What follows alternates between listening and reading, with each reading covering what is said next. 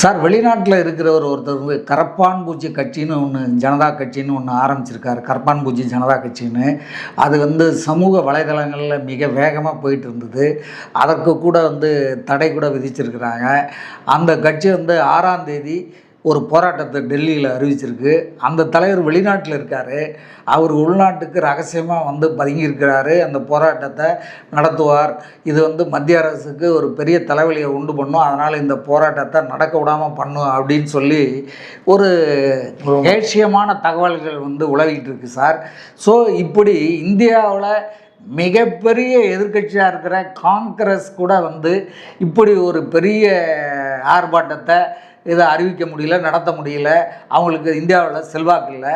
ஆனால் ஆன்லைனில் கட்சி ஆரம்பித்த கரப்பான் பூச்சி ஜனதா கட்சிக்கு இவ்வளவு பெரிய மக்கள் ஆதரவு பெருகியிருக்கு. இந்த கட்சி இந்த குறிப்பிட்டபடி அந்த ஆர்ப்பாட்டத்தை நடத்துமா?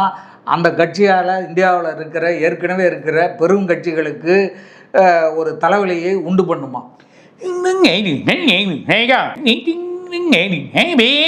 ஒன்று 6ஆம் தேதி நடத்த வாய்ப்பு இருக்குது. அப்படி இல்லைன்னா சில நாள் கட்சி நடத்துவாங்க. ரெண்டாவது, இது தலைவலி தான். இது வந்து எதிர்கட்சிக்கும் பிரச்சனை, ஆளுங்கட்சிக்கும் பிரச்சனை. ஏதோ ஒரு குழப்பம் இது ஏற்படுத்த போது ஒரு முக்கியமான ஆள் வழியாக பண்ணுறாங்க. இது ஒரு தலைவலியான பிரச்சனை. கொஞ்ச நாளில் தலையெடுக்க போது பாருங்கள். ஓ, அப்போ வந்து இந்த கரப்பான் பூச்சி ஜனதா கட்சியால் வந்து தலையெடுத்ததுன்னா இப்போவே வந்து காங்கிரஸ் கட்சி காணாமல் போயிருக்கு சார். எதிர்காலத்துலேயும் அந்த கட்சி அப்போ வளர்கிறதுக்கு வாய்ப்பு இல்லையா?